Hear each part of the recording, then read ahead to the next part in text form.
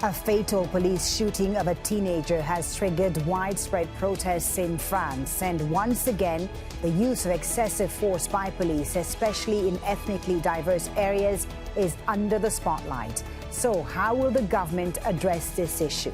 This is Inside Story.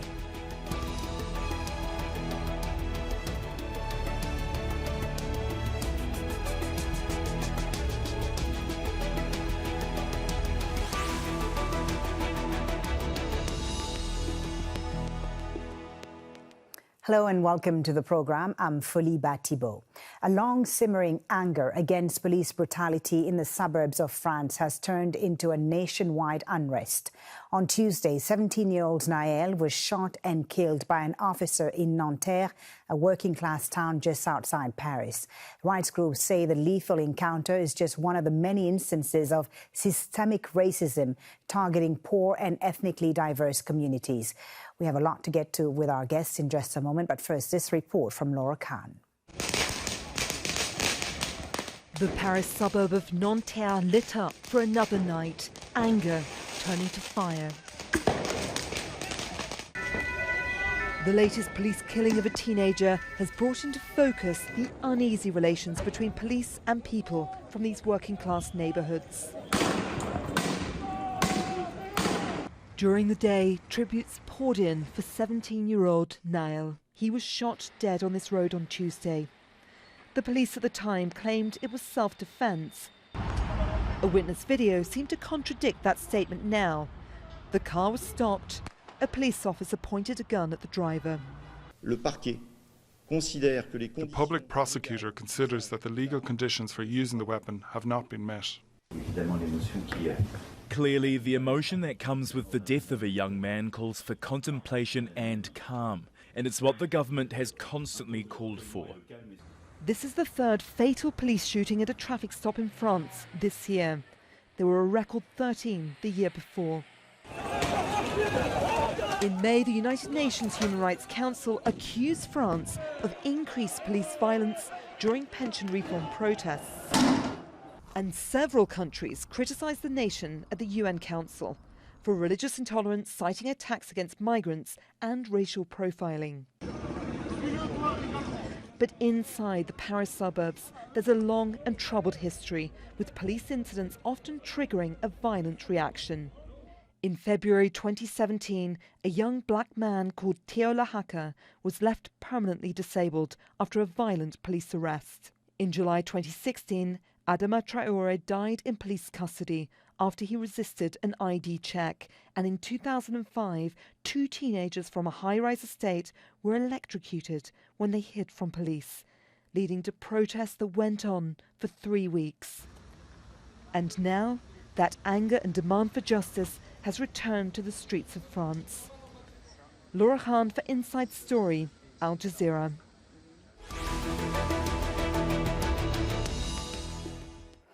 Well, let's bring in our guests for today's Inside Story. In Paris, Yasser Louati, head of the Committee for Justice and Liberties, a transnational human rights organization. In London, Rainbow Murray, professor of politics at Queen Mary University of London. And also in Paris, Jacques de Maillard, director of the Centre for Sociological Research on Law and Penal Institutions. A warm welcome to you all. Thank you so much for joining us on Inside Story. Yasser Louati, let me start with you in Paris. We're seeing the protests over the killing of Nahel spread beyond the suburb of Nanterre. Why is there so much anger in France today? Well, I think the question is, the answer is already in the question. How is it that an event in Paris has sparked an outburst of anger and rage throughout France? We have to put that in perspective and look at the past 20 years since the 2005 uprising that took place after the death of Ziad and Bouna in the northern suburbs of Paris. Now, we have to ask ourselves, why are these people expressing themselves in such a manner? Well, the answer is also the fact that all other ways of expressing yourself when you are black, Arab, and from the banlieue have all been shut down. And what has even more sparked outrage is the video that we have all seen where the police officer is pointing his gun at this driver and shooting him point blank in the heart. Now, the video is so horrendous that even the Minister of Interior condemned, he criticized the use of the use of a lethal weapon by the policeman, but also Emmanuel Macron. But this cannot be separated, or the anger we see right now cannot be separated from the general anger about the situation for these people in the banlieue, the lack of opportunities, access to education, work, etc. Okay, we'll get into the issues a bit more deeper in just a minute. Yasser, I wanted to ask you talked about the video, and what's more startling in this incident is that the police appear to have lied about the circumstances of the killing. And last year, we know that about 13 people were reportedly killed by officers under similar circumstances. But unlike in this situation, in most of the cases, there was no video. So is excessive use by police worse than what we actually know? Definitely. If we are to quote Sébastien Rocher from the National Center for Scientific Research in France, the French police is the deadliest police on continental Europe. You add to it that aside from Nahel, who was killed a couple of days ago in Nanterre, as we saw it in the video, another black man was killed. He was 19 years old, driving his car, going to work, and he was shot down by the police. But unfortunately, there was no video. And what this video also highlights, the fact that before what was happening, the government was quick to react to first defend the policemen, and the media were already spreading the talking points of the police. So this is why, again, we cannot trust the official versions when they first come from the government. Okay, Jacques de Maillard, let me bring you into the conversation. You've researched police issues in France extensively. Just looking at the specific incident first, the police officer responsible for the shooting has been charged with voluntary manslaughter. What do you think will happen to him based on past experiences? Is he likely to be convicted? Well, it's very difficult to say, but the rapidity of the reaction of the prosecutor and of the police actors is unusual. It was mentioned by the earlier speaker, in that we feel that there is a kind of immediate reaction by judicial actors on the one hand and political actors on the other, because they fear a reproduction of the riots of 2005. So the level of reaction was quite high at this level. But I would add that, as it was said, it is based on the one hand on very deteriorated relation between the youth from ethnic minorities in poor neighborhoods and the police on the one hand. And second question is the use of deadly force in traffic stops on the other hand, which is a kind of enduring question in France. Right. You talk about deteriorating relations between the youth in these disaffected communities and the police. Just looking at the way the situation is evolving in the last few days in France, do you think, Jacques, we're looking at a repeat of 2005 and the incidents of Clichy-sous-Bois then? Well, I'm going to disappoint you in that I'm not able to answer this question, this particular question. But most observers were surprised by the importance, the intensity, and the fact that even in Clermont-Ferrand, in the center of France, you may have had some neighborhoods who did protest, some young people who did protest, so a kind of solidarity. So there is a kind of reservoir of anger among these young people, that the handling of the situation is different from the police on the one hand and from political actors on the other hand. So, you never know if history is going to repeat itself. Okay, I'll ask Yasser the same question in a bit, Yasser, but I want to bring in Rainbow Murray to the conversation first. Rainbow, a difficult situation for the French government and French President Emmanuel Macron to handle, no doubt. He was quick to react. Can the government contain this crisis, you think? They're going to have to find a way to do it. It is very difficult. And one of the reasons why it's so difficult is because the response of other political parties on whom Macron is depending for alliance in his parliament is so completely opposed.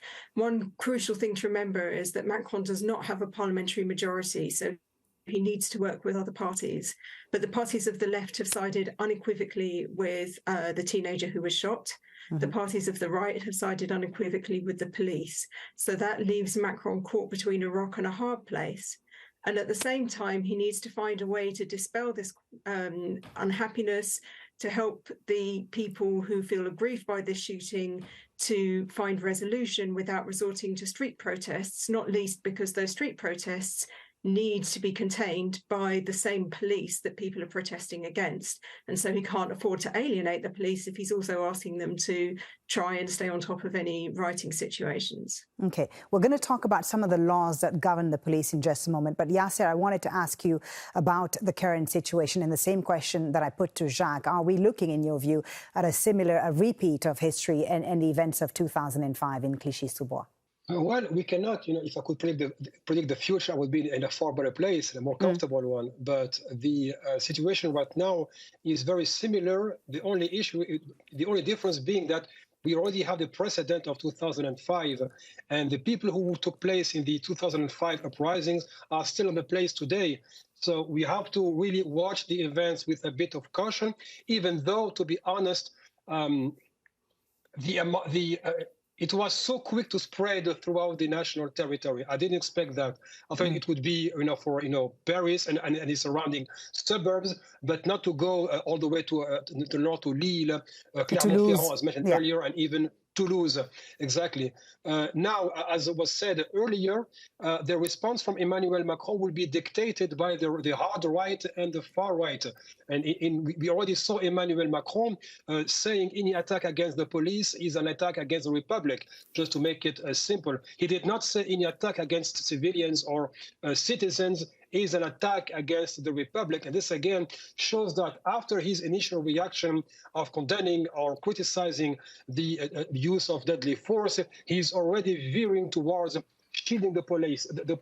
But one piece of information that is quite important in the case of Emmanuel Macron, we have to remember in 2020, his own Minister of Interior had to be sacked under pressure, after pressure coming from the majority unions who are closer to the far right, Alliance Police, for example, and Christophe Castaner, who had protected the police while they were breaking the skulls and backs of the Yellow Vest movement, only said there could potentially be an issue of racism within the police. And that sealed his fate, to show you how powerful these unions are. So we have to see how Macron reacts on the one hand to keep his authority, because, again, he doesn't have a majority in parliament, but also how much repression will be applied, which will further push the situation towards more violence. For our international audience, Yasser and the others, let's take a closer look at the French laws that some rights groups have criticized for giving police more powers to use excessive force. A 2017 measure allowed for police to use their firearms in 5 scenarios. This includes against drivers who ignore an order to stop and if they pose a risk to life or safety. In 2020, the government dropped a security bill that would have prevented people from filming the police. The draft bill had prompted protests across the country. In 2021, the French parliament passed a security bill that would extend police powers. This includes using drones to monitor citizens and tougher sentences for assaulting officers. Rainbow, in London, critics have said the practices and attitudes of the French police is encouraged from the top. Is that the case? What is the message from the top, not just under Emmanuel Macron, but under previous governments?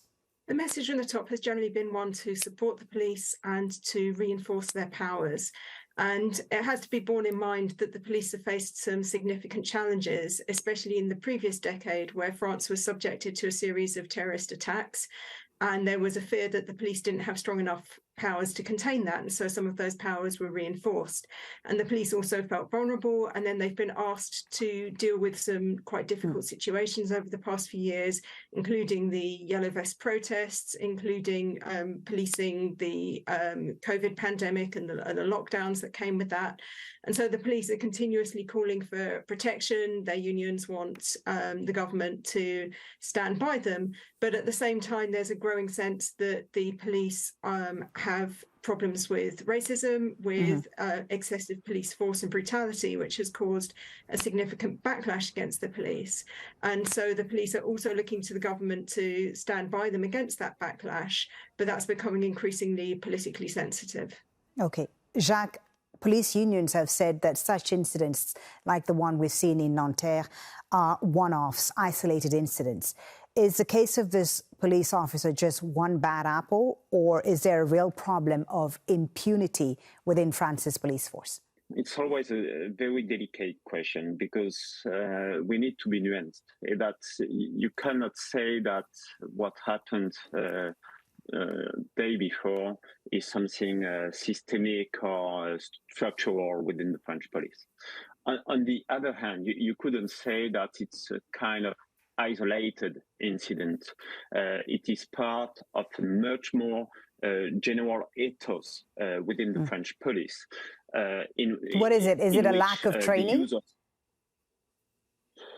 It has to do with the lack of vocational training and initial training.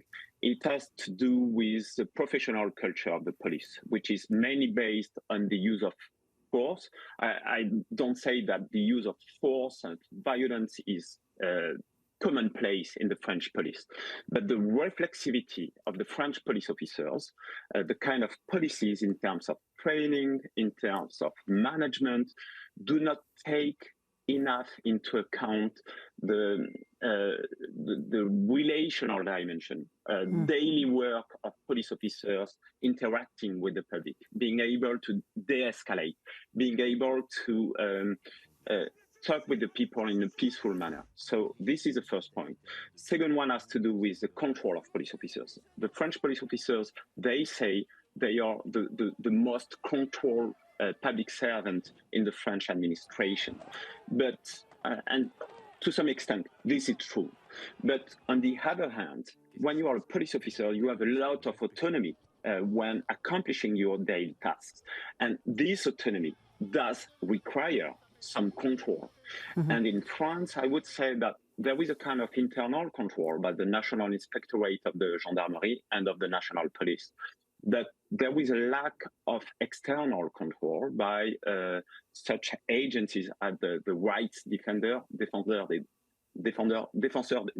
droits, pardon, in French, that should play a stronger role in the way their daily behaviors are controlled by external independent agencies. Okay, Yasser, your thoughts to what Jacques just said. He said this is not necessarily systemic. Do you agree with that? Well, if you were to quote some figures, we have to remember that since 2020, the number of people killed by the police has more than doubled. Yes, the police is also, supervised by former police officers. The IGPN is composed mostly of former cops now supervising cops right now in operation. But I'm going to quote the Senate back in 2014. A woman called Catherine Dumas raised a question to the Minister of Interior about the mental and physical fitness of the police. In 2020. We went from recruiting 1 out of 50 candidates in 2012. In 2020, it became 1 out of 5. The score to be accepted. So it's a problem of recruitment also, you say? Yes, the problem lies with recruitment. There is not enough,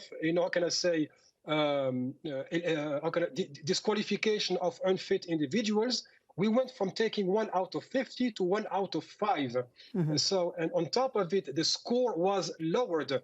8 out of 20 is good enough to be accepted. And to make things even worse, the training has been reduced. It went from 12 months to 8 months. To quote another police instructor, he himself complained about individuals who are intellectually, quote unquote, and physically unfit to join the police. But once they pass the admission exam, we cannot get rid of them. You add to it the layer of lack of accountability, and the permeating racism of the police. A study came about a few years ago showing that 52% of the law enforcement body voted in favor of Emmanuel Macron. And I'm going to be even more provocative. The national police, as we know it today, the centralized police, was born in 1941 under the Vichy regime. And we shouldn't forget the racist history of the police with the Jews and the Arabs. So it's not about random events repeating themselves. It's about, it's not even about rotten apples. It's about a rotten tree that needs to be reformed. Okay, Rainbow, your thoughts about this? These unjustified shootings in France and the banlieues, these working class neighborhoods certainly are a symptom, as Yasser has said, and you've alluded to yourself, of a deeper and wider problems in France of discrimination, racism as well. What's happened to the idea of liberté, égalité, fraternité? Has it failed? It's always been a bit of a myth. I think that liberté, égalité, fraternité, it's kind of Orwellian. That, you know, all French people are equal, but some are more equal than others. And so France has a long history of racial discrimination and disadvantage, some of which it's tried to sweep under the carpet by not measuring it. So it doesn't collect official data on race, for example. But it's a well-known fact that people from ethnic minority backgrounds find it harder to find employment, that there is occupational segregation, that they are much greater victims of the police, that they are often sort of relegated to certain neighbourhoods. And so whilst France struggles to acknowledge its difficulties with race, they are very present. And to refer to what our previous speakers were saying, I mean, this isn't a one-off incident. I could reel off a series of names of people who have been killed during police custody or whilst being arrested by the police. To give just one example, which was very high profile, in 2016, Adama Traoré, who died whilst in police custody, a young black man. Yeah. That also caused widespread protests around the country, not just in the neighbourhood where it happened, but again, we saw protests in Paris, we saw protests in Toulouse, and it just feels like history repeating itself. Sorry to interrupt you. I just wanted, because we have just a few minutes left on the show, I just want to talk about now the solutions. What can be done to address all these issues we've raised in the conversation? Jacques, let me come to you first. When it comes to police brutality, how does the government deal with it? Because the UN Human Rights Council has criticized France for increased police violence. The European Court of Human Rights has also condemned France on 5 separate occasions for alleged abuses committed by the police. What needs to be done, in your view, to address this issue? What needs to change? Well, it's a difficult question because you have different levels that you should use simultaneously. In that there is an issue of control. External control, as it was said earlier. It should be reinforced. But you cannot reform the police against police officers. And this is a strong issue. You have to win the spirits and the hearts of police officers. So you have to train police officers in initial training and vocational training to de-escalate, which is the use of deadly force is something technical, but it's also something relational. Is that how you use your gun in which situations? And this question is a question of how you are helped, assisted, trained as a police officer. An issue of recruitment too. How you choose the good elements. How the relational competence, skill, valued within the French police institution.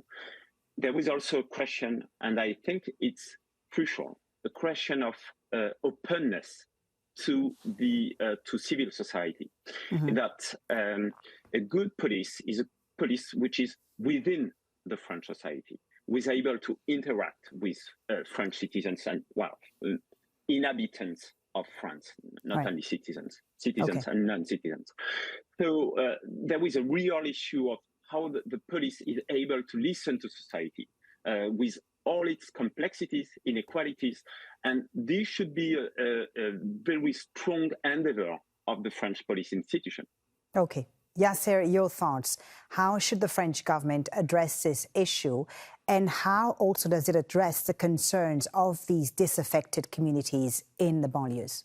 Well, we can have two coins for two faces of the same coin to answer this. First, we have to redefine the role of the police.